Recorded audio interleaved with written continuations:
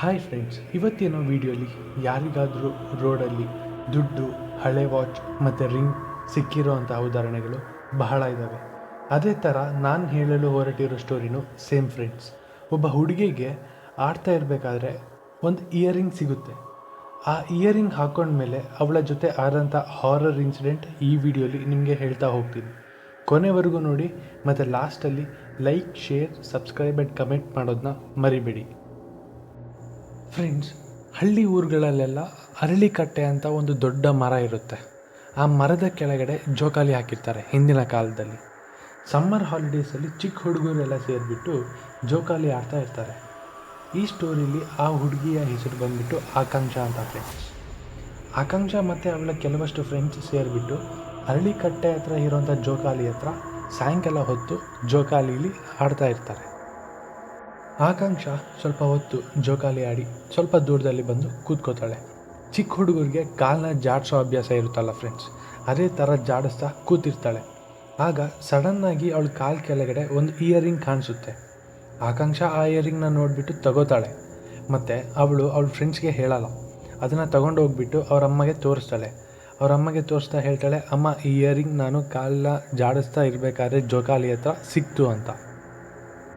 ಆಕಾಂಕ್ಷ ಅವರಮ್ಮ earring ನೋಡಿಬಿಟ್ಟು, ಇದು real ಬಂಗಾರ ಇದ್ದಂಗಿದೆ ಅಲ್ವಾ, ಈ ಕಾಲದಲ್ಲಿ ಕಾಗೆ ಬಂಗಾರನೇ ರಿಯಲ್ ಬಂಗಾರ ಥರ ಹಾಕ್ಕೊಂಡು ಮೆರೆಯೋ ಟೈಮಲ್ಲಿ ರಿಯಲ್ ಬಂಗಾರದ ಇಯರಿಂಗ್ ಸಿಕ್ಕರೆ ಯಾರು ತಾನೇ ಹಾಕ್ಕೊಳ್ಳಲ್ಲ.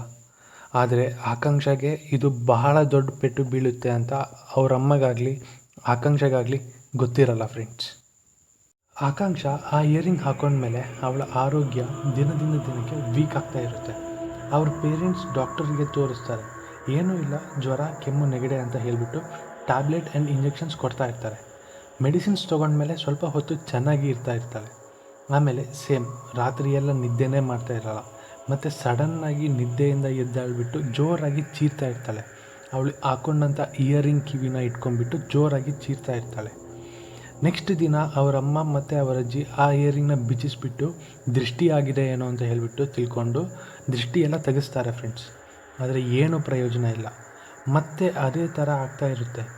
ಆವಾಗ ಅವರಜ್ಜಿ ಮತ್ತು ಆಕಾಂಕ್ಷ ಅವ್ರ ಮನೆಯವರೆಲ್ಲರೂ ಸೇರಿಬಿಟ್ಟು ಊರಲ್ಲಿರುವಂಥ ಒಬ್ಬ ಸ್ವಾಮೀಜಿಗೆ ಆಕಾಂಕ್ಷನ ಕರ್ಕೊಂಡು ಹೋಗ್ತಾರೆ.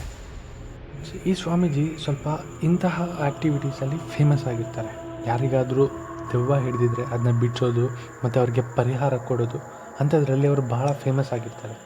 ಆಕಾಂಕ್ಷ ಮತ್ತು ಅವ್ರ ಅಜ್ಜಿಯವರು ಮತ್ತು ಅವ್ರ ಫ್ಯಾಮಿಲಿಯವ್ರು ಸೇರಿಸ್ಕೊಂಡ್ಬಿಟ್ಟು ಆಕಾಂಕ್ಷನ ಆ ಸ್ವಾಮೀಜಿ ಹತ್ರ ಕರ್ಕೊಂಡು ಹೋಗ್ತಾರೆ. ಕರ್ಕೊಂಡು ಹೋದ್ಮೇಲೆ ನಡೆದಿರೋಂಥ ಘಟನೆ ಎಲ್ಲ ವಿವರಿಸ್ತಾ ಹೋಗ್ತಾರೆ. ಆಗ ಸ್ವಾಮೀಜಿ ಈ ಮಾತನ್ನ ಹೇಳ್ತಾರೆ ಫ್ರೆಂಡ್ಸ್. ಆಕಾಂಕ್ಷ ಒಂದು ದೊಡ್ಡ ತಪ್ಪು ಮಾಡಿದ್ದಾಳೆ. ಆ ಇಯರಿಂಗ್ ಬಂದುಬಿಟ್ಟು ಒಬ್ಬ ಮಾಟಗಾತಿಗೆ ಸೇರಿದ್ದು.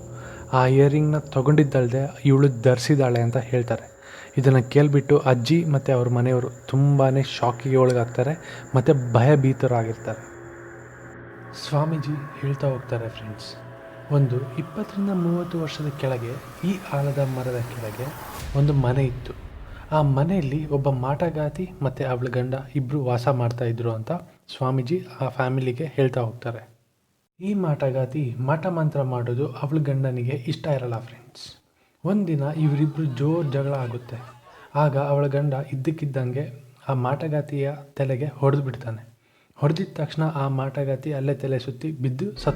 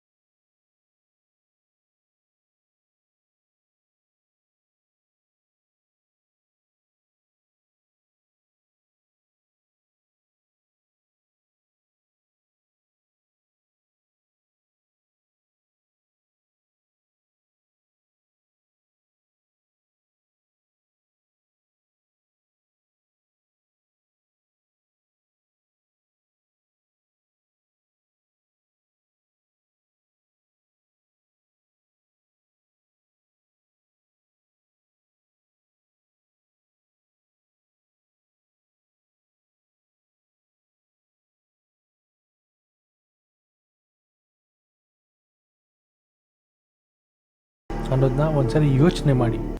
ಅಮಾವಾಸ್ಯೆ ಬರುತ್ತೆ ಫ್ರೆಂಡ್ಸ್. ಸ್ವಾಮೀಜಿ ಹೇಳ್ದಂಗೆ ಆಕಾಂಕ್ಷ ಅವರಪ್ಪ ಒಂದು ಕೆಂಪು ಕಲರ್ ಬಟ್ಟೆಯಲ್ಲಿ ಇಯರಿಂಗ್ನ ಸುತ್ತಕೊಂಡು ಹೋಗ್ಬಿಟ್ಟು ಆ ಮರದ ಕೆಳಗಡೆ ಇಟ್ಟು ಬರ್ತಿರ್ಬೇಕಾದ್ರೆ ಅವರಿಗೆ ಆಕಾಂಕ್ಷ ಕರೆದಿರೋ ಥರ ಫೀಲ್ ಆಗ್ತಾ ಇರುತ್ತೆ. ಅಂದರೆ ಆಕಾಂಕ್ಷ ಮಾತಾಡಿಸ್ತಿರೋ ಫೀಲ್ ಆಗುತ್ತೆ.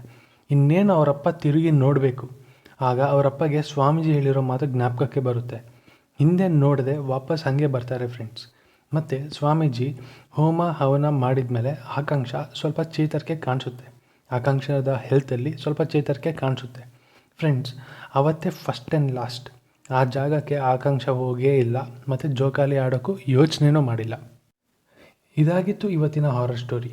ಇದೇ ತರಹದ ವಿಡಿಯೋಗೋಸ್ಕರ ನಮ್ಮ ಚಾನಲ್ನ ಸಬ್ಸ್ಕ್ರೈಬ್ ಮಾಡ್ಕೊಳ್ಳಿ ಮತ್ತು ಬೆಲ್ ಬಟನ್ನ ಆನ್ ಮಾಡ್ಕೊಳ್ಳಿ. ಮತ್ತೆ ಸಿಗೋಣ ನೆಕ್ಸ್ಟ್ ವಿಡಿಯೋಲಿ.